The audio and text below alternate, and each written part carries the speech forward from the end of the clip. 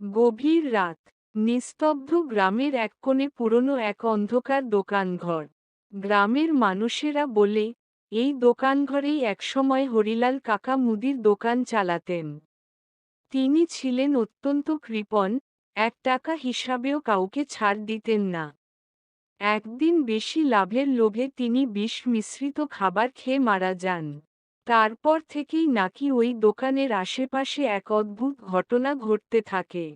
এমন ভূতের গল্প পেতে আমার চ্যানেল সাবস্ক্রাইব করুন। আর আমার ভিডিও কোথায় থেকে দেখছেন আমাকে বলুন, আমি কমেন্টের রিপ্লাই দিব। ভূতের আগমন। এক রাতে গ্রামের 3 বন্ধু, রতন, কেদার আর মন্টু বাজি ধরে ঠিক করল, তারা দোকানঘরের ভেতর রাত কাটাবে। সবাই বলে, রাতে কেউ সেখানে গেলে ফিরে আসে না। তারা দোকানের ভেতর প্রবেশ করতেই বাতাস যেন থমকে গেল। অন্ধকারের মধ্যে হঠাৎই এক ঝনঝনে শব্দ। তাকিয়ে দেখে, কাউন্টারের ওপর 1 টাকা পড়ে আছে। কেদার মজা করে কয়েনটা তুলে পকেটে ঢুকিয়ে নিল। ঠিক তখনই, বাতাস ভারী হয়ে উঠল, যেন কেউ গা ঘেঁষে দাঁড়িয়ে আছে। কেদার ভয় পেয়ে কয়েনটা ফেরত দিতে গেল, কিন্তু হাত অবশ হয়ে গেল। দোকানের এক কোণে একটা ছায়ামূর্তি ধীরে ধীরে স্পষ্ট হতে লাগল, শুকনো, কুঁজো হয়ে থাকা এক বৃদ্ধ, হরিলাল কাকা। চোখ দুটো জ্বলজ্বল করছে, কণ্ঠস্বর যেন পাতালের গভীর থেকে আসছে। 1 টাকা ফেরত দে। রতন, কেদার আর মন্টু চিৎকার করে দরজার দিকে দৌড় দিল, কিন্তু দরজা বন্ধ। বাতাসে ভেসে এল কর্কশ হাসি। ভূতের প্রতিশোধ।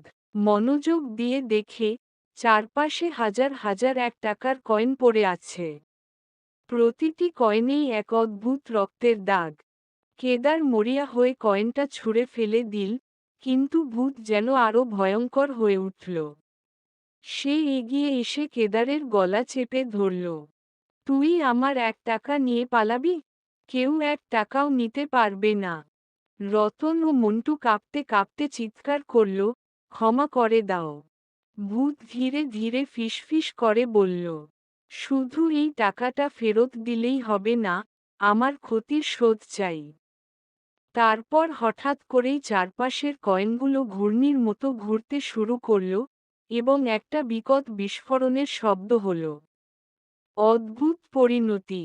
পরদিন সকালে গ্রামের লোকজন দোকানঘরের দরজা খোলা দেখতে পেল। ভেতরে ঢুকে তারা অবাক হয়ে দেখল, রতন, কেদার, মন্টু নিস্তেজ হয়ে মাটিতে পড়ে আছে, চারপাশে শুধু 1 টাকার কয়েন। তারা যখন উঠে দাঁড়াল, তখন তাদের চোখ দুটো ফাঁকা ও নিষ্প্রাণ হয়ে গেছে, যেন তারা এখন অন্য কেউ। সেই রাতের পর থেকে, যারা ওই দোকানে যায়, তারা ফিরে এসে অদ্ভুত কণ্ঠে ফিসফিস করে বলে, 1 টাকা ফেরত দে। কমেন্ট করুন পরের পাঠের জন্য।